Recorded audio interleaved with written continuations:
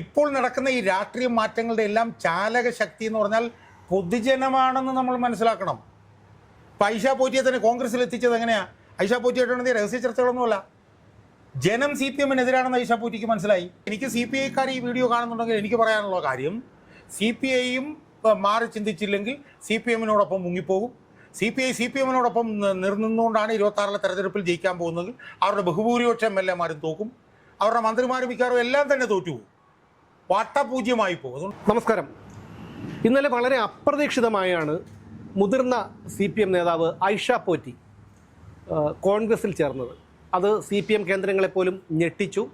സാധാരണക്കാർ പോലും വലിയൊരു അത്ഭുതമായിരുന്നു. ഐഷ പോറ്റിയെ പോലെയുള്ള വളരെ സാത്വികയായ, വളരെ ശാന്ത സ്വഭാവിയായ, അഴിമതി ആരോപണങ്ങളൊന്നുമില്ലാത്ത ഒരു മുതിർന്ന CPM നേതാവ് കോൺഗ്രസിലേക്ക് പോയത്. ഒരുപക്ഷെ കഴിഞ്ഞ കുറച്ചു കാലങ്ങളിലെ ഐഷ പോറ്റിയുടെ ഒരു നിലപാടും അവരുടെ ഒരു പ്രവർത്തനങ്ങളും ഒക്കെ വെച്ച് അവരുടെ തട്ടകമായ അഭിഭാഷക വൃത്തിയിലേക്ക് ഒതുങ്ങിക്കൂടുമെന്ന് തന്നെയാണ് നമ്മളെല്ലാവരും കരുതിയിരുന്നത്. പക്ഷേ ഐഷ പോറ്റിയുടെ ഈ ഒരു കോൺഗ്രസ് പ്രവേശം അത് എത്രത്തോളം കോൺഗ്രസിന് ഗുണം ചെയ്യും, അത് എത്രത്തോളം CPM-ന് ദോഷം ചെയ്യും? ഇതിൽ നമ്മൾ കാണേണ്ട കാര്യം, ചിലപ്പോൾ ഐഷ പോറ്റി എന്ന് പറഞ്ഞ ഒരു മുൻ CPM നേതാവ്, മുൻ MLA, ഒരു 3 പ്രാവശ്യം MLA ജയിച്ചിരുന്നു. അവർ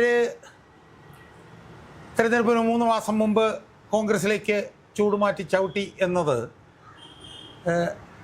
അതൊരു വലിയ മഹത്തായ ഒരു സംഭവമായിട്ടൊന്നും നമ്മൾ വിലയിരുത്തേണ്ടതുണ്ട് എന്നെനിക്ക് തോന്നുന്നില്ല. പക്ഷെ അതിനുള്ളൊരു പ്രാധാന്യം അവരുടെ ചുവടുമാറ്റം എന്നുള്ളതല്ല.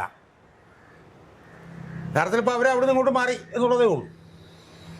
ഇതിനു മുമ്പ് പലപ്പോഴൊക്കെ അങ്ങനെ സംഭവിച്ചിട്ടുണ്ട്. പക്ഷേ ഇവരുടെ ഈ ചുവടുമാറ്റം എന്ന് പറയുന്നത് അത് നൽകുന്നൊരു സൂചനയുണ്ട്. മനസ്സിലായി? അതിനെ അവരുടെ ഒരു ചുവടുമാറ്റം മാത്രമായി നമ്മളതിനെ കാണണ്ട, നമ്മളതിനെ കാണരുത് എന്നാണ് ഞാൻ പറയുന്നത്. അങ്ങനെ കാണണ്ടെന്നല്ല, കാണരുത് എന്നാണ് ഞാൻ പറയുന്നത്. അതിനെ യഥാർത്ഥത്തിൽ ഈ CPM എന്ന് പറയുന്ന ഈ ഒരു മൊണോലിത്തിക്കായിട്ടുള്ള ഒരു എന്ത് വന്നാലും അനങ്ങാത്ത ഒരു സംവിധാനമാണ് CPM എന്നുള്ള ഒരു ധാരണയെ മാറ്റിമറിക്കുന്ന ഒരു സംഭവവികാസമായിട്ടാണ് ഇതിനെ നമ്മൾ കാണേണ്ടത്. നമ്മളിപ്പോൾ CPM എന്ന് പറഞ്ഞ CPM എന്ന് പറഞ്ഞ പാർട്ടിയുടെ സംഘടനാ സംവിധാനത്തെ കാണുന്നത് മലമറിച്ച് വന്നാലും ലോകമിടിഞ്ഞു വീണാലും ഒരു അനക്കവും ഒരു ചലനവും ഉണ്ടാകാത്ത ഒരു ഏകശിലാ രൂപമാണ് CPM, അതിൻ്റെ സംവിധാനം എന്നുള്ളതാണ് നമ്മുടെ പൊതുവിലുള്ള ധാരണ. ഇപ്പം നമ്മളൊന്ന് ആലോചിച്ച് പിണറായി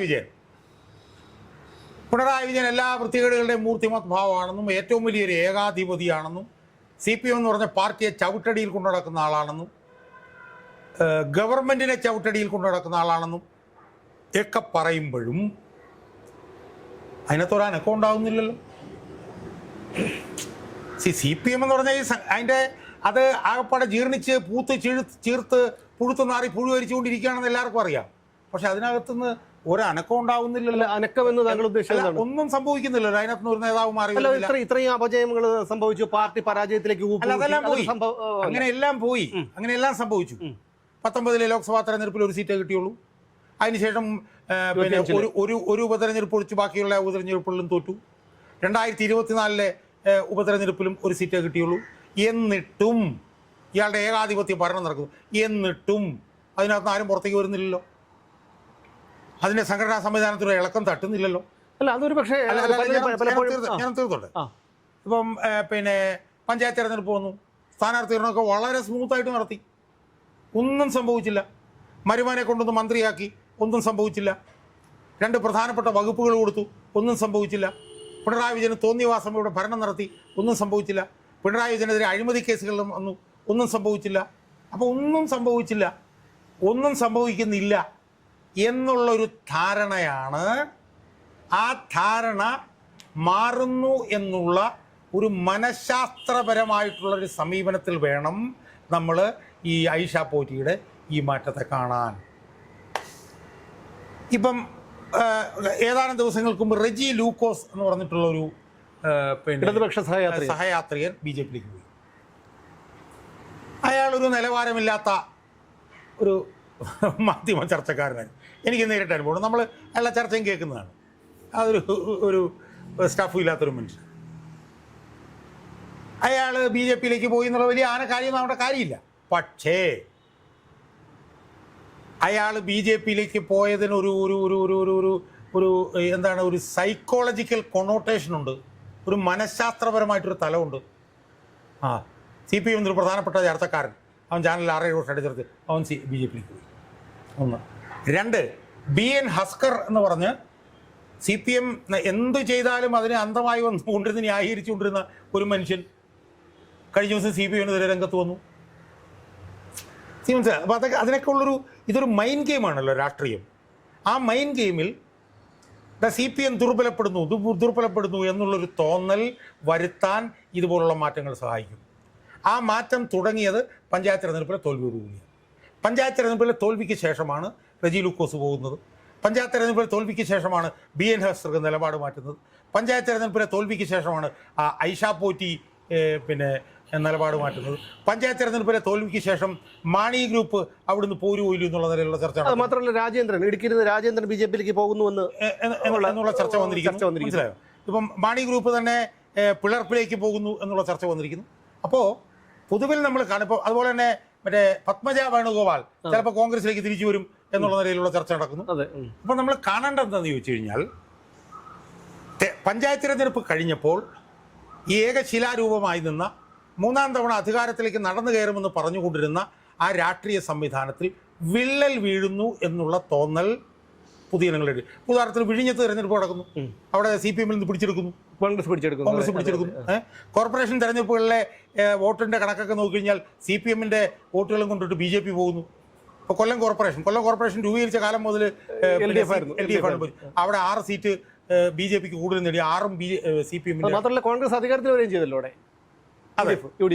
അപ്പോൾ 3ാമത്തെ തവണ അധികാരത്തിലേക്ക് കയറും എന്ന് വിചാരിച്ചും അപ്പടിച്ച് നിന്നിരുന്ന CPM എന്ന് പറഞ്ഞ ഈ പാർട്ടി ദുർബലപ്പെടുന്നതിൻ്റെ ലക്ഷണങ്ങളായിട്ട് വേണം ഈ ഇൻഡിവിജ്വൽ ആയിട്ടുള്ള സംഭവങ്ങളെ കാണാൻ. ഇപ്പോൾ ജോസ് കെ മാണിയുടെ പാർട്ടി ഇക്കകത്ത് കൺഫ്യൂഷനായി കഴിഞ്ഞു. അത് പിളരാനുള്ള സാധ്യതകൾ കേൾക്കുന്നു.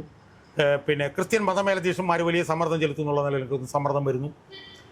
അതുപോലെ തന്നെ ശ്രേയംസ് കുമാറിൻ്റെ ഒരു പാർട്ടി ഉണ്ട്, ഒരൊറ്റ, അത് ചിലപ്പോൾ ചാടാനുള്ള സാധ്യത തള്ളിക്കളയാൻ പറ്റില്ല. അതുപോലെ തന്നെ മാത്യു ടി തോമസിൻ്റെ ജനതാദളുണ്ട്, അത് ചിലപ്പോൾ ചാടാനുള്ള സാധ്യത തള്ളിക്കളയാൻ പറ്റില്ല. മനസ്സിലായി? അപ്പം ഇതിനെ നമ്മൾ വിലയിരുത്തേണ്ടത് എങ്ങനെയാണെന്ന് ചോദിച്ചാൽ, വിലയിരുത്തേണ്ടത് തെരഞ്ഞെടുപ്പിലെ തോൽവിക്ക് ശേഷം നടക്കുന്ന ഓരോ നീക്കങ്ങളും CPM ശക്തിപ്പെടാനല്ല, CPM ദുർബലപ്പെടാനാണ് സാധ്യത എന്നുള്ളതിൻ്റെ പ്രതിഫലനമായിട്ട് വേണം. ആ പ്രതിഫലനത്തിലെ ഏറ്റവും പുതിയ തുടർചലനം, ഏറ്റവും അവസാനം ഞാൻ പറയുന്നില്ല, ഏറ്റവും പുതിയ തുടർചലനമായിട്ട് വേണം ഐഷ പോറ്റിയുടെ ഈ മാറ്റത്തെ നമ്മൾ കാണാൻ. പക്ഷേ ഈ CPM ദുർബലപ്പെടുന്നു എന്നതിനേക്കാൾ ഉപരി, കാരണം CPM ഇനി ഒരിക്കൽ കൂടി CPM-ന് ഇടതുപക്ഷത്തിന് ഭരണം കിട്ടിയാൽ കേരളത്തിലെ സ്ഥിതി, കാരണം എത്രയായാലും ചിന്താശേഷിയുള്ള മനുഷ്യരാണല്ലോ, അവരുടെ ഒരു അവരുടെ സ്ഥിതി ആരോഗ്യ മേഖലയിലായിരുന്നാലും വിദ്യാഭ്യാസ മേഖലയിലായിരുന്നാലും ഉൾപ്പെടെയുള്ള അവരുടെ ഒരു അവസ്ഥ, ആ അവസ്ഥയെക്കുറിച്ച് അവർ ബോധവാന്മാരായി എന്നുള്ളത് കൊണ്ടല്ലേ. അത് മാത്രവുമല്ല, പ്രത്യേകിച്ചും ഇപ്പോൾ ഒരു CPM-കാരൻ എന്ന് പറയാൻ പലർക്കും നാണക്കേടാണ്. അങ്ങനെ ഒരു അവസ്ഥയിലേക്ക് എത്തിയിരിക്കുകയാണ്. അതുകൊണ്ടല്ലേ? അല്ല, അതായത് നമ്മൾ മനസ്സിലാക്കേണ്ട കാര്യം, ഇപ്പോൾ ജനമെതിരാണ് എന്ന് വന്നു. ജനമെതിരാണെന്ന് വന്നപ്പോൾ രാഷ്ട്രീയ നേതാക്കന്മാരുടെ ഇടയിൽ, രാഷ്ട്രീയ പാർട്ടിയുടെ ഇടയിലൊക്കെ ഉണ്ടായിക്കൊണ്ടിരിക്കുന്ന മാറ്റങ്ങളാണ് നമ്മൾ വിലയിരുത്തുന്നത്. ആ മാറ്റത്തിൻ്റെ പ്രതിഫലനമാണിത്. ഇനി നമ്മൾ ചർച്ച ചെയ്യേണ്ട ഒരു പ്രധാനപ്പെട്ട വിഷയം, നിങ്ങൾ ചോദിക്കാത്തതുകൊണ്ട് ഞാൻ പറയാം, അവർ വർഗവഞ്ചകയാണ്. അതിനെക്കുറിച്ച് ഞാൻ ചോദിക്കാൻ വന്നതാണ്. കാരണം അവർ ആദ്യം ഇവിടുന്ന് അവർ ഈ ഒരു അംഗത്വം എടുത്തപ്പോൾ തന്നെ, അവർ ഈ ലോക്സഭയുടെ മുമ്പിൽ വന്ന് ഈ കോൺഗ്രസിൽ ചേർന്നപ്പോൾ തന്നെ അവർ പറഞ്ഞതാണ്, എനിക്ക് കടുത്ത സൈബർ ആക്രമണം നേരിടേണ്ടി വരും, എന്നെ വർഗവഞ്ചകി എന്ന് വിളിക്കുന്നു. അത് പറഞ്ഞു 1 മണിക്കൂർ കഴിഞ്ഞില്ല, പേഴ്സിക്കുട്ടി അമ്മ വർഗവഞ്ചകി എന്ന് വിളിക്കുകയും ചെയ്തു. അതേക്കുറിച്ചാണ്. അതായത് ഇതൊക്കെ ഞാൻ പറഞ്ഞില്ല, ഇതൊക്കെ ഈ സാമൂഹ്യ മാധ്യമങ്ങളുടെ കാലത്ത് ജനങ്ങൾ കണ്ടുകൊണ്ടിരിക്കുകയാണ്. CPM നിന്ന് ആരെങ്കിലും പോയാൽ അവർ വർഗവഞ്ചകർ, കോൺഗ്രസിൽ നിന്ന് വന്നാൽ അവർ വിപ്ലവകാരി. നമ്മളിപ്പോൾ അടുത്ത കാലത്ത് നോക്കിയപ്പോൾ PS പ്രശാന്ത് പോയി, AP അനിൽകുമാർ പോയി, സരിൻ പോയി, സരിനും ഇതുപോലെ, മാത്രമല്ല ശോഭന ജോർജ്, KV തോമസ്, സരിനും ഇതുപോലെ തന്നെ റെജി ലൂക്കോസ് പോയ പോലെ ഒറ്റ രാത്രി കൊണ്ടാണ് സരിൻ അപ്പുറത്തേക്ക് പോയത്. സരിൻ അവിടെ ചെല്ലുമ്പോൾ വിപ്ലവകാരി. CPM ആരെങ്കിലും പോയാൽ കുലംകുത്തി VS അച്യുതാനന്ദൻ 20 വർഷം സമരം ചെയ്ത് ജയിലിലാക്കിയ ബാലകൃഷ്ണ പിള്ള ഇടതുപക്ഷത്ത് നിന്നപ്പോൾ വിപ്ലവകാരി. അതെ, സോളാർ പരാതിക്കാരിൽ കുട്ടിയുണ്ടെന്ന് CBI അന്വേഷണ റിപ്പോർട്ടിൽ എഴുതിയ ഗണേഷ് കുമാർ വിപ്ലവകാരി. സ്ത്രീപീഡന ആരോപണങ്ങളിൽ കുറ്റപത്രം സമർപ്പിക്കപ്പെട്ട മുകേഷ് വിപ്ലവകാരി. മനസ്സിലായോ? അതേസമയം ജനപിന്തുണ നഷ്ടപ്പെട്ടു എന്നറിഞ്ഞപ്പോൾ അപ്പുറത്തേക്ക് പോയ ഐഷ പോറ്റി പ്രതിലോമകാരിയും വർഗവഞ്ചകയും. ഇതൊക്കെ ഞാൻ പറഞ്ഞതുപോലെ ഇതിലുമൊക്കെ തന്നെ 2 വെർഷനുകൾ ജനങ്ങളുടെ മുന്നിൽ നിൽക്കുന്നു. ആ 2 വെർഷനുകൾ, ഒന്ന് പാർട്ടിയുടെ വെർഷനും ഒന്ന് സാമൂഹ്യ മാധ്യമങ്ങൾ നൽകുന്ന വെർഷനും. അത് ചിന്തിച്ച് വിശ്വസിക്കാനുള്ള ബോധ്യം ജനങ്ങൾക്കുണ്ട്. പിന്നെ ഇപ്പോൾ നടക്കുന്ന ഈ രാഷ്ട്രീയ മാറ്റങ്ങളുടെ എല്ലാം ചാലക ശക്തി എന്ന് പറഞ്ഞാൽ പൊതുജനമാണെന്ന് നമ്മൾ മനസ്സിലാക്കണം. ഇപ്പം ഐഷ പോറ്റിയെ തന്നെ കോൺഗ്രസ്സിൽ എത്തിച്ചത് എങ്ങനെയാണ്? ഐഷ പോറ്റിയായിട്ടാണെങ്കിൽ രഹസ്യ ചർച്ചകളൊന്നുമല്ല. ജനം CPM-നെതിരാണെന്ന് ഐഷ പോറ്റിക്ക് മനസ്സിലായി. അതെ, ജനം CPM-നെ തോൽപ്പിച്ചു എന്ന് ഐഷ പോറ്റിക്ക് മനസ്സിലായി. അതുകൊണ്ട് നാളെ ഐഷ പോറ്റിക്ക് എന്തെങ്കിലും രാഷ്ട്രീയ ഭാവി വേണമെങ്കിൽ CPM-ലൂടെ നിന്നാൽ പറ്റില്ല എന്നവർക്ക് മനസ്സിലായി. അപ്പോൾ അടിസ്ഥാനപരമായി ആ അർത്ഥത്തിലാണെങ്കിൽ വർഗവഞ്ചകരെന്ന് ജനങ്ങളെയാണ് വിളിക്കേണ്ടത്, അല്ലേ? ജനങ്ങളുടെ തീരുമാനത്തിന് അടിസ്ഥാനമായിട്ടല്ലേ ഐഷ പോറ്റി. അതോടൊപ്പം ഞാൻ ചോദിച്ചോട്ടെ, കാരണം CPM-ന് ഒരു പരിധി കഴിഞ്ഞാൽ മുതിർന്ന നേതാക്കൾ എപ്പോഴും ഒരു എന്താണ്, അവർക്ക് വേണ്ടാത്തൊരു പാഴ്വസ്തുവാണ്. അതായത് കറിവേപ്പില പോലെ നമ്മൾ ഉപയോഗിച്ചിട്ട് വലിച്ചെറിയുക എന്ന് പറയുന്ന കണക്ക് നമ്മൾ പലതും കണ്ടതാണ്. അച്യുതാനന്ദനെ പോലും VS-നെ പോലും അതുപോലെ MM ലോറൻസ്, അങ്ങനെ നിരവധി നേതാക്കന്മാരെ നമുക്ക് ചൂണ്ടിക്കാണിക്കാനുണ്ട്. അപ്പം ഐഷ പോറ്റിയെയും ആ തരത്തിൽ കറിവേപ്പില പോലെ വലിച്ചെറിഞ്ഞ ഒരു അവസരത്തിലാണ് അവർ ആത്മാഭിമാനമുള്ള ഒരു സ്ത്രീ ആയതുകൊണ്ട് അവർ തുറന്നു പറഞ്ഞു, അവർ കോൺഗ്രസിലേക്ക് പോകാൻ വേണ്ടി എനിക്ക് ഒരു ആലോചനയും ഇല്ലായിരുന്നു എന്നാണ് അവർ ഇന്നലെയും പറഞ്ഞത്. അപ്പോൾ ഈ മുതിർന്ന നേതാക്കളെ വലിച്ചെറിയുന്ന ഒരു പ്രവണത പണ്ട് മുതലേ ഈ പാർട്ടിയിലുണ്ടായിരുന്നു. അല്ല, ഞാൻ പറഞ്ഞത് ഇപ്പോൾ CPM-നെ നമ്മൾ അങ്ങനെ പ്രത്യേകിച്ച് കണ്ടിട്ടൊന്നും കാര്യമില്ല. കാരണം CPM എന്ന് പറഞ്ഞു കഴിഞ്ഞാൽ ഒരു റുത്ത്ലെസ് ആയിട്ടുള്ള പാർട്ടിയാണ്. CPM-ൽ നിന്ന് പോയൊരു മനുഷ്യന് മുഖത്ത് 51 വെട്ടിക്കൊല്ലുന്ന ഒരു പാർട്ടിയാണ് ആ പാർട്ടി. അപ്പോൾ അങ്ങനെയുള്ളൊരു പാർട്ടി മുതിർന്ന നേതാക്കന്മാരെ എടുത്ത് ചവിട്ടോട്ടൽ കളഞ്ഞു എന്ന് പറയുന്നതിനകത്തൊന്നും അർത്ഥമില്ല. മുതിർന്ന നേതാക്കളെ എടുത്ത് ചവിട്ടോട്ടൽ കളഞ്ഞതിൻ്റെ അനുഭവം പറയാനാണെങ്കിൽ ഏറ്റവും പ്രധാനപ്പെട്ട അനുഭവം VS-ന്റെ അനുഭവമല്ലേ പറയുന്നത്. അതാണ് ഞാൻ പറഞ്ഞത്. 90 വയസ്സിൽ കൂടുതൽ പ്രായം ഉണ്ടായിരുന്ന VS അച്യുതാനന്ദനെ 140 മണ്ഡലങ്ങളിൽ കൊണ്ടുപോയി കാണിച്ച് അധികാരത്തിൽ കയറി കഴിഞ്ഞപ്പോൾ അയാളെ ചവിട്ടുകൊട്ടയിലേക്ക് കളഞ്ഞ പാർട്ടിയല്ലേ ഈ പാർട്ടി. അല്ല, അത് മാത്രമല്ല, കോടിയേരി ബാലകൃഷ്ണൻ അന്തരിച്ചപ്പോൾ പോലും അദ്ദേഹത്തിന്റെ അന്ത്യാഭിലാഷം അദ്ദേഹത്തെ തിരുവനന്തപുരത്ത് വെക്കണമായിരുന്നു. അതുകൊണ്ടാണ് ഞാൻ പറഞ്ഞത്, ഇത് സ്വന്തം പാർട്ടിയിൽ നിന്ന് പോകുന്ന ഒരു പാർട്ടി പ്രവർത്തകനെ 51 വെട്ടി കൊല്ലുകയും അതിൽ മനോവ്യഥയിൽ ജനങ്ങളിരിക്കുമ്പോൾ ആ മനുഷ്യൻ കുലംകുത്തിയാണെന്ന് പറയുകയും എതിർക്കുന്ന പ്രതിഷേധിക്കുന്നവരുടെ തലയടിച്ച് പൊട്ടിച്ചതിന് ശേഷം അത് ജീവൻ രക്ഷാ പ്രവർത്തനമാണെന്ന് പറയുകയും ചെയ്യുന്ന ഒരു നേതാവ് നയിക്കുന്ന ഒരു പാർട്ടി ഇങ്ങനെയൊന്നും പറയുന്നതിനകത്ത് യാതൊരു പുതുമയുമില്ല എന്ന് നമ്മൾ മനസ്സിലാക്കുക. അതുകൊണ്ട് എനിക്ക് സൂചിപ്പിക്കാനുള്ളൊരു കാര്യം എന്ന് പറഞ്ഞാൽ, ഇതിനെ ഒറ്റക്കൊറ്റക്കായി കാണുന്നതിന് പകരം തിരഞ്ഞെടുപ്പ് തോറ്റതിന് ശേഷം CPM ദുർബലപ്പെടുന്നു എന്നുള്ളതിൻ്റെ അടിക്കടിയുള്ള തെളിവുകളാണ് വന്നുകൊണ്ടിരിക്കുന്നത്. ആ തെളിവുകൾ ഇനിയും വരും. ആ തെളിവുകളൊക്കെ വരുമ്പോഴത്തേക്കും UDF വന്നിട്ടാൽ ഞങ്ങളുടെ വലിയ നേട്ടമാണെന്നൊക്കെ പറയുന്നൊന്നുമല്ല. അത് ജനങ്ങൾ പഠിപ്പിച്ച പാഠമുണ്ട്. ആ പാഠത്തിനനുസൃതമായി നിന്നില്ലെങ്കിൽ ജനങ്ങളുടെ മുമ്പിൽ നിൽക്കാനും ജനപ്രതിയാവാനും കഴിയില്ല എന്നറിയുന്നതുകൊണ്ട് ഇനിയും നമ്മൾ വിശ്വസിക്കാത്ത പല ആളുകളും UDF-ൽ നിന്ന് മാറും. അവസാനം ചിലപ്പം തെരഞ്ഞെടുപ്പിന് അടുത്ത് LDF-ൽ നിന്ന് തെരഞ്ഞെടുപ്പ് അടുക്കുമ്പോൾ ചിലപ്പം LDF-ൽ CPM മാത്രമായി മാറും. ഈവൻ CPI-ക്കകത്ത് പോലും CPI പോലും മാറി ചിന്തിച്ചാൽ തെറ്റു പറയാൻ പറ്റില്ല. കാരണം CPI മാറി ചിന്തിച്ചില്ലെങ്കിൽ CPM മുങ്ങുന്നതിൻ്റെ ഭാഗമായി CPI മുങ്ങും. CPI മുങ്ങുന്നത് CPM കാരണമായിരിക്കും. അതുകൊണ്ട് CPI-ക്കകത്തും ഇതുപോലുള്ള ചർച്ചകൾ വരാനുള്ള സാധ്യതകളുണ്ട്. CPI-ക്കകത്ത് വ്യത്യസ്തമായിട്ടുള്ള നിലപാടെടുക്കുന്നവരുണ്ട്. CPI-യെ സംബന്ധിച്ചിടത്തോളം CPI അഖിലേന്ത്യാ തലത്തിൽ ഇന്ത്യ മുന്നണിയിൽ നിൽക്കുന്ന പാർട്ടിയാണ്. ഞാൻ മനസ്സിലാക്കുന്നിടത്തോളം D രാജയ്ക്കും പ്രകാശ് ബാബുവിനും ഒക്കെ CPM-ന്റെ കൂടെ CPI നിൽക്കുന്നതിൽ യാതൊരു താല്പര്യവുമില്ല എന്നാണ് ഞാൻ മനസ്സിലാക്കുന്നത്. അല്ല, അങ്ങനെയാണെങ്കിൽ ഈ പ്രകാശ് ബാബു ആയിരുന്നു ഒരുപക്ഷെ സംസ്ഥാന സെക്രട്ടറി എങ്കിൽ ഒരുപക്ഷെ ഇതിനുള്ള മാറ്റി സംശയമൊന്നുമില്ല. എന്ന് മാത്രമല്ല, എനിക്ക് CPI-ക്കാർ ഈ വീഡിയോ കാണുന്നുണ്ടെങ്കിൽ എനിക്ക് പറയാനുള്ള കാര്യം, CPI-യും മാറി ചിന്തിച്ചില്ലെങ്കിൽ CPM-നോടൊപ്പം മുങ്ങിപ്പോകും. CPM-നോടൊപ്പം നിന്നുകൊണ്ടാണ് 26-ലെ തെരഞ്ഞെടുപ്പിൽ ജയിക്കാൻ പോകുന്നത്. അവരുടെ ബഹുഭൂരിപക്ഷം MLA-മാരും തോക്കും. അവരുടെ മന്ത്രിമാരും മിക്കവാറും എല്ലാം തന്നെ തോറ്റുപോകും, വട്ടപൂജ്യമായി പോകും. അതുകൊണ്ട് CPI-ക്കും എന്തെങ്കിലും നിലനിൽപ്പ് സാധ്യത വേണമെങ്കിൽ അവരും ഈ മുങ്ങുന്ന കപ്പലിൽ നിന്ന് ചാടാൻ തയ്യാറായിക്കോളൂ. അതാണ് നല്ലത് എന്നാണ് എനിക്ക് സൂചിപ്പിക്കുന്നത്. ഒരു കാര്യം കൂടി, അതായത് നമ്മൾ പശ്ചിമ ബംഗാളിൽ 33 കൊല്ലം ഭരിച്ച ഒരു പാർട്ടിയാണ് CPM. ഇന്ന് പശ്ചിമ ബംഗാളിൽ ഒരു തിരിച്ചുവരവ് CPM-നില്ല. ഏകദേശം അതേ അവസ്ഥയിലേക്ക് എത്തിയിരിക്കുന്നു കേരളം. കേരളത്തിൽ CPM-ന് ഒരു തിരിച്ചുവരവ് ഉണ്ടെന്ന് താങ്കൾ പ്രതീക്ഷിക്കുന്നു? അല്ല, അത് നമ്മൾ നേരത്തെ ചർച്ച ചെയ്തതാണ്. അത് ഒരു പോക്ക് പോകാനാണ് അതിൻ്റെ തുടക്കമാണെന്നുള്ളത് നമ്മൾ ചർച്ച ചെയ്തതാണ്. അത് പോകും എന്നുള്ള കാര്യം 100% ഉറപ്പായി കഴിഞ്ഞിരിക്കുന്നു. പോയി കഴിഞ്ഞാൽ അത് എങ്ങനെ തിരിച്ചു വരും എന്നുള്ളത് പോയതിന് ശേഷം വരുന്നവർ എങ്ങനെ കാര്യങ്ങൾ കൈകാര്യം ചെയ്യുന്നു എന്നുള്ളതനുസരിച്ചിരിക്കും. മനസ്സിലായോ? ഇപ്പം ബംഗാളിൽ പോയിട്ട് തിരിച്ചു വരാതിരിക്കാനുള്ള സാധ്യത എന്ന് പറഞ്ഞു കഴിഞ്ഞാൽ ബംഗാളിൽ എതിരായിട്ട് മമതാ ബാനർജി എന്ന് പറഞ്ഞൊരു വലിയ സ്റ്റാൾവാർട്ട് അവിടെ ഉണ്ടായിരുന്നു. അതുകൊണ്ട് തിരിച്ചു വന്നില്ല. CPM-ന് കേരളത്തിലെ CPM-നകത്ത് നാളെ പിണറായി വിജയൻ മാറിക്കഴിഞ്ഞാൽ CPM-നകത്ത് കൂട്ടയടിയാവും. CPM പോയാൽ CPM തിരിച്ചു വരുമോ ഇല്ലയോ എന്നുള്ളത് CPM പോയി കഴിഞ്ഞ് ഇവിടെ അധികാരത്തിൽ വരുന്ന സംവിധാനം എങ്ങനെ ഭരണം കൊണ്ടുപോകും എന്നുള്ളതനുസരിച്ചിരിക്കും. CPM പോയതിനു ശേഷം ഇവിടെ വരുന്ന സംവിധാനവും ഈ തമ്മിലടിയും തലകീറലും ഒക്കെ ആയിട്ട് തുറന്നു കഴിഞ്ഞാൽ ചിലപ്പോൾ 5 വർഷം കഴിയുമ്പോൾ ഈ പിണറായി വിജയനെ സംബന്ധിച്ചിടത്തോളം ഒരുപാട് പോരായ്മകളുള്ള ഒരാളാണെങ്കിൽ പോലും ഒരു സംഘടനാ ശക്തിയും ഒരു ഒക്കെ അദ്ദേഹത്തിനുണ്ടായിരുന്നു. പക്ഷേ പിണറായി വിജയനെ പോലെ അത്ര ഒരു ക്വാളിറ്റി പോലും ഇല്ലാത്ത ആൾക്കാരാണുള്ളത്. അങ്ങനെ ഒരാളെ എങ്ങനെ ചൂണ്ടിക്കാണിക്കാൻ കഴിയും? അല്ല, പിണറായി വിജയനെ സംബന്ധിച്ചിടത്തോളം പിണറായി വിജയൻ്റെ കാലം കഴിഞ്ഞു. ഇനി പിണറായി വിജയൻ തോറ്റു കഴിഞ്ഞാൽ പിടിച്ച് നിൽക്കാൻ പറ്റില്ല.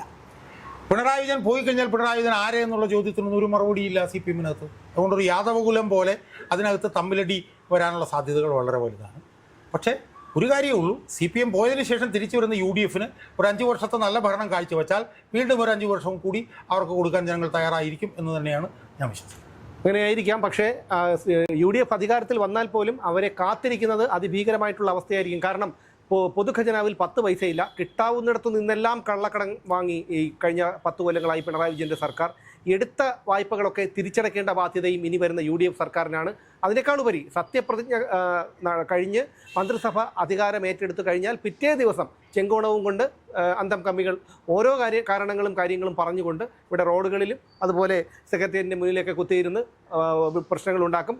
ഒരു പക്ഷേ ഈ CPM-നെ പോലെ ഈ ഇടതുപക്ഷത്തെ പോലെ പിടിച്ചു നിൽക്കാൻ UDF-ന് കഴിഞ്ഞെന്ന് വരില്ല. അതിന് ആർജവമുള്ള ഈ രമേശ് ചെന്നിത്തല പോലെയോ അല്ലെങ്കിൽ സുധാകരനെയോ പോലെയുള്ള ഒരു ആഭ്യന്തരമന്ത്രി കൂടി ഉണ്ടാവണം. എന്തായാലും ഇനി 4-5 മാസങ്ങൾ അതിനകം എന്തെങ്കിലുമൊക്കെ സംഭവിക്കും. നമുക്കതിനായി കാത്തിരിക്കാം.